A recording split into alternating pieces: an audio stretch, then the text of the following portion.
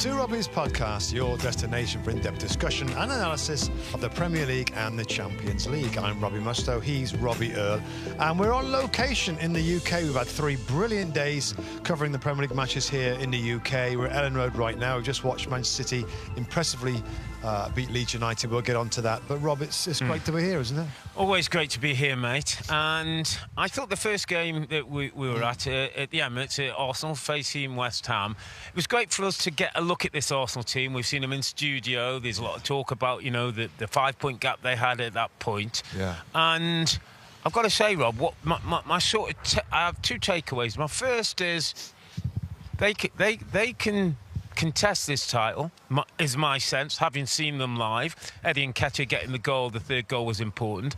The other thing I felt, Rob, from that game was the connection between the fans and the football team. And, you know, Graham and Lee and Peter have told us about that thing. But I think when you're in the stadium, something happened when West Ham scored and went 1-0 up. Ben Marmer got the penalty kick.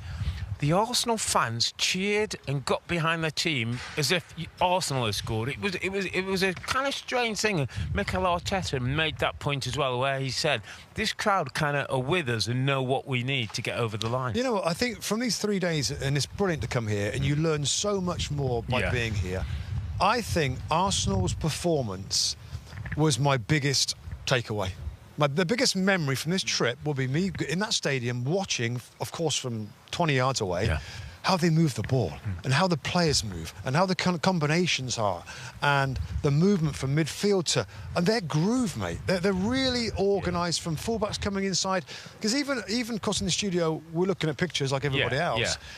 You don't see everything. And that, I just thought they were so good. And wide forwards, Rob, you know, wide forwards. And for them, Martinelli and Bukayo Saka, the modern-day wide forward is a scorer. And they are brilliant in terms of getting in positions to score goals. We know that Gabriel Jesus is going to be missed, and it's important that Nketiah got his goal, but they've got goals from different parts of the side. And the way that they came back and really gave West Ham all sorts of issues, I thought, like to your first comment, they can win this title. If they can play like that, and it's a massive if, of course, if they play like that, and if those players feel there's something special happening which drives them on, with that support to the Emirates and everywhere else they travel, I tell you, I thought they were more impressive than I expected. I just want to, before we move on, there was a point you said on the day where I think Rebecca said, do they need to bring somebody in? And I think you said you felt they did. I don't. No, I didn't say it. For striker. For striker, sorry. Right, yeah. About bringing a striker in because of Jesus. Yeah. I just don't think right now, why risk it? Why bring somebody who could be a bad egg or not quite fit, or Nketiah did a great job and looks like he might be part. Martinelli can go in there. They've got likes of Smith Rowe to come back in the team. Vieira is still a big part of it. I just feel like there's something that's happening there. Keep it going. They're at that point where they don't want to risk anything. No. Why would you? In. Why would you? Yeah, and you're going to have to spend a lot of money to get somebody better to play up front than Eddie Nketiah. Very good. Great result for Arsenal, who kept their 5-point gap. Let's go to the next team. Leicester and Newcastle United. And I'm going to start on this one, Rob, because I was thinking about it before the podcast. How well Newcastle United have done. And I'm going to base it on the 3 goal scorers. Chris Wood, Joe Ellington and Miggy Almiron. Yeah. Right? 3 players who you think, I know Wood was brought in, but he's just a make-weight for when Callum Wilson is around. Joe Ellington is a big Brazilian striker who doesn't really play. Well, we'll probably have to get rid of him somewhere down the line.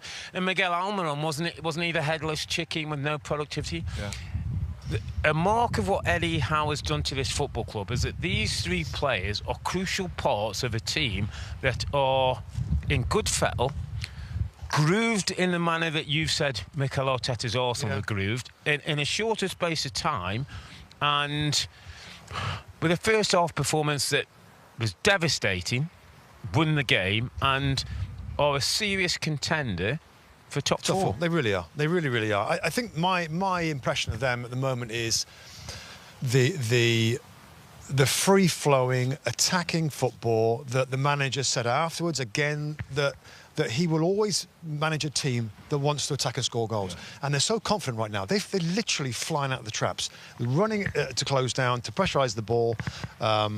And that's what's like really impressive. You know, players that you wouldn't expect to be doing what they're doing. It's pretty remarkable. And we look at the league table, we look at all the stats and the numbers and stuff, and what they're doing right now, of course, they're right there on merit, but they're really there on merit. Their numbers in terms of goal difference and everything else, the way that they've played is very, very good.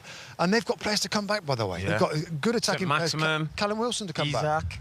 You look at their bench. I mean, they've got a strong bench as well. So I've got a big question for you, because you know I like a big question. Go on then. Are Arsenal as good as Leicester? Were when Leicester won the title? Or Newcastle? Rob, it is different, but I'm saying to you, the point I'm getting to is both Newcastle and Arsenal could win a title if Manchester City get caught up in the Champions League or don't do so well. If you looked at that Leicester team at this point in the season, Arsenal certainly more than Newcastle. They're just a different. It's a different way of playing, wasn't it? It Leicester won the game so differently. So I'm saying in Arsenal's way that they're going to win games, do you not think it's so different to the way that Leicester won their games? I'm saying that, I agree. But in Arsenal's style, are they not as good as Leicester were in their style? Close to it. Yeah. Really close to it. Yeah. So you're saying expansive, open football, creative. Yeah, they're really, really great. Yeah. But Man City are great too. You know, Leicester were good there doing it their way. I don't think this is foregone conclusion.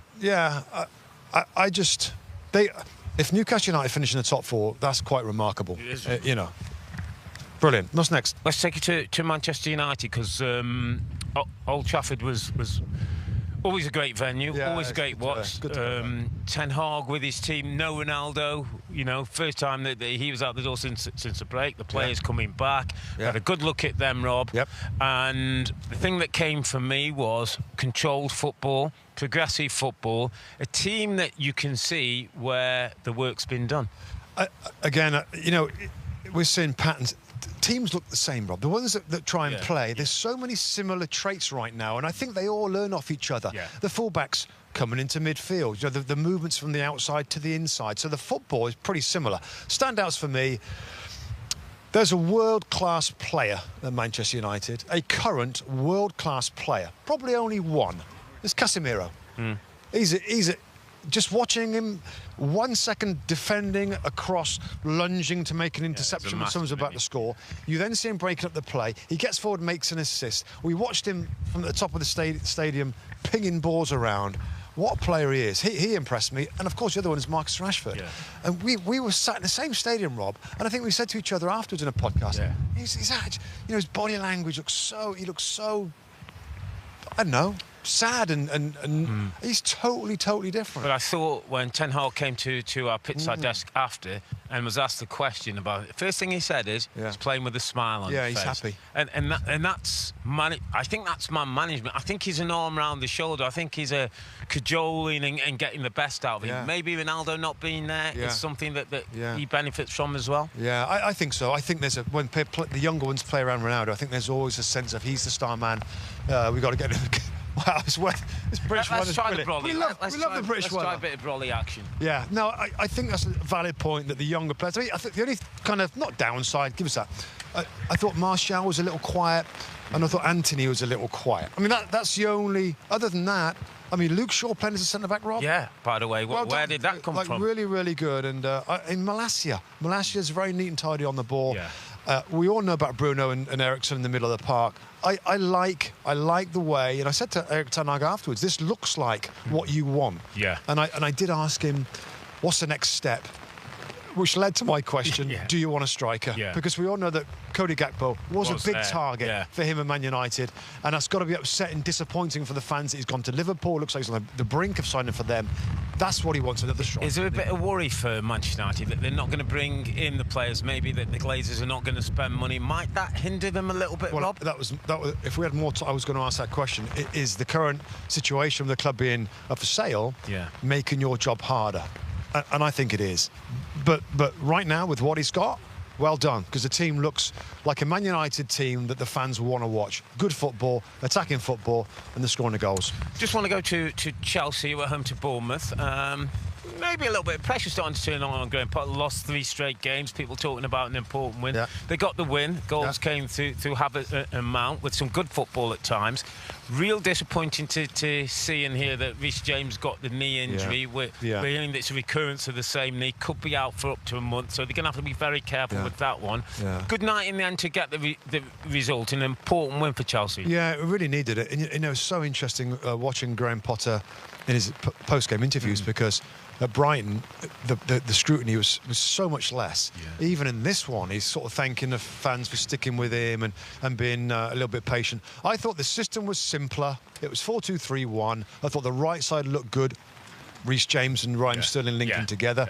I like Mount playing as a number 10. I thought Kai Havertz was kind of lively. It's what they needed, Rob. You know, whether we're going to see a consistent lineup in terms of shape and personnel, maybe not, but I think that's what they need. When he first went in there, Rob, I thought the results were really good, and then we saw changes after changes after changes, and it seemed to kind of get worse the longer he was at. So he's had time to rethink, regroup, and I don't think it was stunning. I think we've seen better games these few days that we've talked about, but much needed, and Chelsea need to push on, mate. They need to be up that challenge of that top Just four. before we move on, quick line on Christian Pulisic. It was his 4th Premier League start of the season, so he's playing in one of those advanced positions underneath Kai Havertz, where he probably want to play. And I think we both said he did okay, but hasn't he got to have bigger moments? Hasn't he got to influence the game in bigger ways if he wants to start more regularly in this Chelsea team? Well, I think you've said it, Rob, and we give our honest opinion here, and you know, people, you know, ask, is he unfair? Does he get enough minutes? Other players play more than him? Well, he got to start in his best position, and there was a few moments, but he hasn't quite got the. He can't influence a game often enough, if you know what I mean. I don't know whether he doesn't get busy enough to try and get on the ball, but if he has a quiet game at that club, then there's others that's going to jump in. And I think when there's quiet games, it sticks in the manager's mind. And when he's got options in the future, I think he's looked at others before Christian Pulisic. Now, I'm not saying that Pulisic, you know, after one game, but this is why, if those Pulisic fans out there, this is why he doesn't always play, because he isn't finding a way to be consistently effective in their games. I guess that's the best way of saying it. And finally, let's bring it to tonight. Elland Road, buzzing, full house. The champions are in town, Manchester City. Rebecca asked us after the game thoughts on it, on the match, and I felt, Rob, that it was not a sparkling Manchester City performance where they passed people to death with the quality and the skill. Sparkle, but I thought it was gritty, I thought it was honest, I thought it was hungry, I thought it's a great 3 points for a title winner, for a team that's won so much, for players that are so high up, world-class players. They didn't come and put a shift in. I thought it was impressive. You know, look. I mean, it was like this. It's kind of windy. It's wet now. It's a good atmosphere here. I'll say that as a side note. I mean, being here, it's a little bit old school. Like, it isn't just one end that starts singing songs. It's totally all around the stadium. So the atmosphere is really good. Difficult to come here in these conditions and be as precise. With their football and their passing, when Leeds had a really good narrow shape, forced them to the outsides, then they'd go and press them. It was difficult. But I mean, all that being said, they could have had 4 goals in the first half. I mean, Haaland could have scored in the first minute. So I'm with you. We criticised heavily City's last game against Brentford. Minds weren't on it. Totally different today. Totally different today. The minds were absolutely on it in a difficult situation. And, you know, in terms of picking up a couple of players, I thought Rodri, he got his goal. He does a brilliant job, doesn't he, in the middle of the park there, doing a little bit of everything. I think defensive midfield players sometimes get pigeonholed a little bit. Think about Casemiro, assist to Fred, can score. You know, they're not becoming not key. Just, they're becoming key to successful teams. Now and again they're going to pop up and do things. So I thought he was good, and a few others, Rob. I thought. Little word on Erling Haaland. He's got 20 goals already, Rob. 15 Premier League. 14, isn't it? 14 Premier League matches. Yeah, that he's played, but 15 obviously for the team. But 20 goals. I mean, people don't get that in this season. We've had good strikers in this league do not get 20 goals in a season. Yeah, I mean, it's, you know, and we had... interested when he... Sorry, just to cut in. When he came to the desk, he said, I get lots of chances, didn't he? He's in a team that creates lots of chances. But it's more than that. We know it's more than that. I mean, his movement and his ability to end up where the ball's going to be and for him to score. He's not interested in pulling out wide and getting involved or dropping deep like Harry Kane does. He wants to end up where the ball's going to be for him to score. And he did it. I mean, he could have had 5. Yeah. And he admitted it. And I plucked up the courage to ask him, what does it feel like when you miss? Because he missed a few tonight. And he said he gets frustrated with it. But, of course, he's learned, like, he can't do anything about that, and he continues to get his goals. Yeah, City were great. I thought he was could have had more goals. I think seeing him in the flesh is nice. The pace and the power. There was a couple of moments in the game where we looked at each other, where he flexed his muscles a couple of times. But no, Pep said afterwards, we didn't get him to the desk, which is a shame. But I heard him say in another interview that that was a really impressive performance. And he's sometimes a bit funny with his comments about his team. Yeah. But he's right. That was a really impressive performance. I guess it's a Champions-like performance tonight. You take away, mate, from the restart of the Premier League and us being in the UK? Well, if you think about it, the big boys are back, aren't they? And all the big boys have got their stuff together. Man City had a lot of players. 16 players were at the World Cup. And a lot of them were had a disappointing World Cup.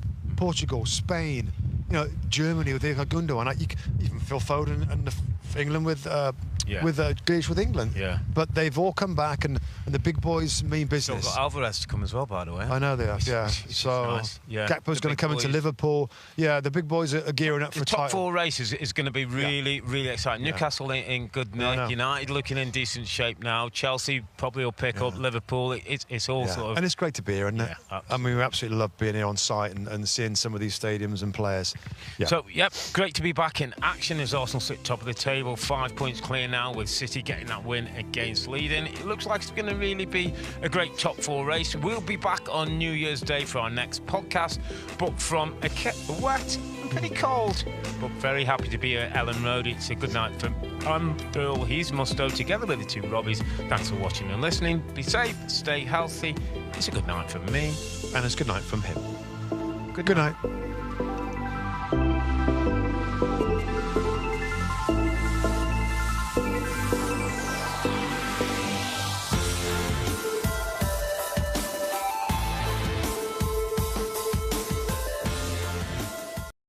Hi there, I'm Rebecca Lowe, studio host for NBC's coverage of the Premier League. Don't forget to hit subscribe to watch more videos all season long. For even more Premier League content, from original series to live matches, head over to Peacock and be sure to tune in for Premier League mornings every weekend on USA Network and on Peacock. We will see you over there.